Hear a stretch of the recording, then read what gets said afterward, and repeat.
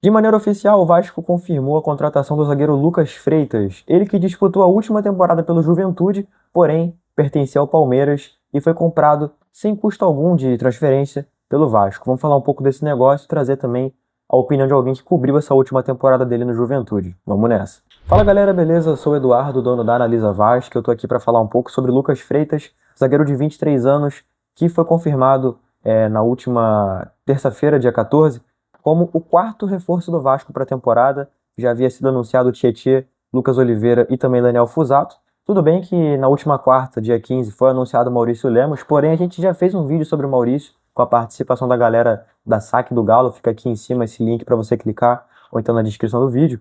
E vale a pena você acompanhar, porque de fato foi um papo muito bacana.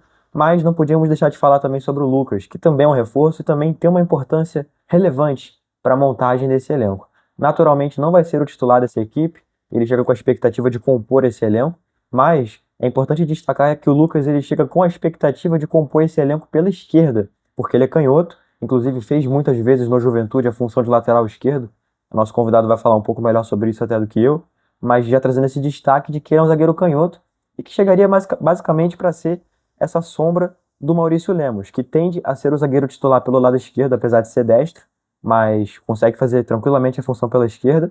E aí o Lucas seria, digamos que esse reserva ali, essa sombra. Mas também poderia ser utilizado como reserva para a lateral esquerda e tudo mais, porque tem qualidades e característica para isso, né? A expectativa, como a gente coloca aqui, é de fato de um cara para compor o elenco. Não é um zagueiro que teve números estratosféricos em 2024, que foi a sua última temporada, onde ele disputou a Série A completa pelo Juventude. Ele que até tem alguns jogos negativos, e como falei, nosso convidado vai falar melhor sobre isso, mas enfim. Mas também tem algumas credenciais positivas, teve alguns momentos muito bacanas.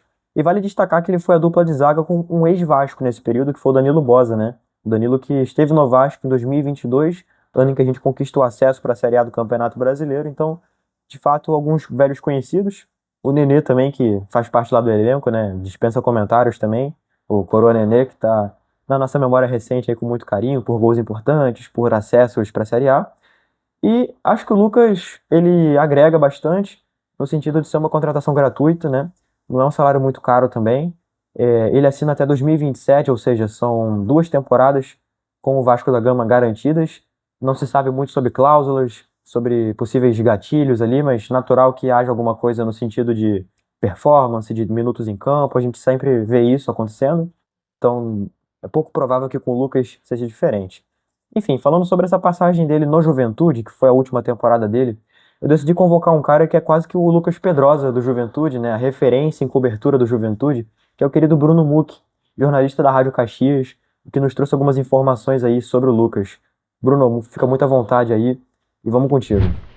Lucas Freitas ele foi contratado pelo Juventude no começo de 2024 e ele veio a princípio até para ser titular ao lado do Danilo Boza na zaga, um zagueiro canhoto. E o Juventude depositou muita expectativa nele, inclusive ganhou a concorrência do Grêmio para contratar o jogador.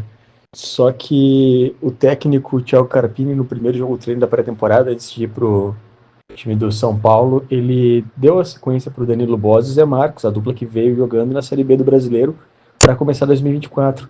Aí chegou o Roger após a saída do Thiago Carpini e deu continuidade para essa dupla. Então o Lucas Freitas ele pouco foi utilizado na arrancada do campeonato por conta disso, da temporada, do Campeonato Gaúcho no caso. E depois ele recebeu uma certa oportunidade como substituto, normalmente, do Zé Marcos. Jogou alguns jogos do Campeonato Gaúcho e no começo do Brasileirão ele jogou uma partida contra a equipe do Botafogo, onde ele foi muito mal, ele foi expulso com 30 minutos de jogo, o Juventude tomou 5-1 naquela oportunidade, a pior derrota do Juventude de 2024. Aí muitos torcedores levantaram até uma certa dúvida em relação ao jogador, mas depois ele correspondeu quando ele foi exigido, quando precisou dele. Na reta final ele foi titular em todas as partidas do técnico Fábio Matias, 7 jogos. Ele jogou como lateral esquerdo, como zagueiro pela esquerda.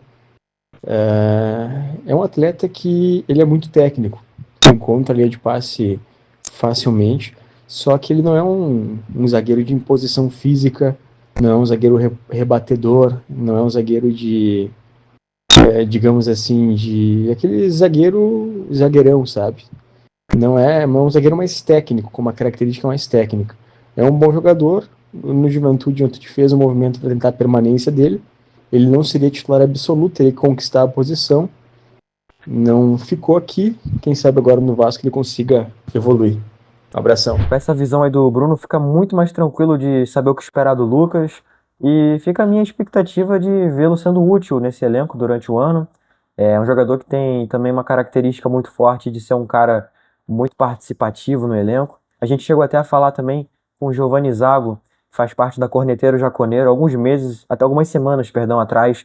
A gente até publicou na nossa rede social, inclusive, se você não segue a gente, fica a indicação. Você teria visto em primeira mão essa informação e tal. Mas fato é que o Lucas ele chega para agregar. E, claro, ao lado do Carille, que é um técnico conhecido pela característica mais defensiva, certamente vai evoluir bastante e fica a expectativa aí de que ele faça um bom ano pelo Vasco. Bom, fico por aqui. Muito obrigado a você que assistiu esse vídeo até o final. Reforço o convite de nos seguir nas nossas redes sociais, todas sob o @AnalisaCRVG. A gente está no Instagram, no Facebook, no Threads e no Twitter. E, claro, inscreva-se no canal, deixa o like, aquela coisa toda, que é sempre muito importante, não só para mim, mas para você, para o algoritmo do YouTube entender que você gostou desse vídeo e quer ver mais coisas parecidas, não somente da Analisa Vasco, mas de outros canais que façam conteúdo parecido com esse aqui. Bom, fico por aqui, forte abraço e até a próxima.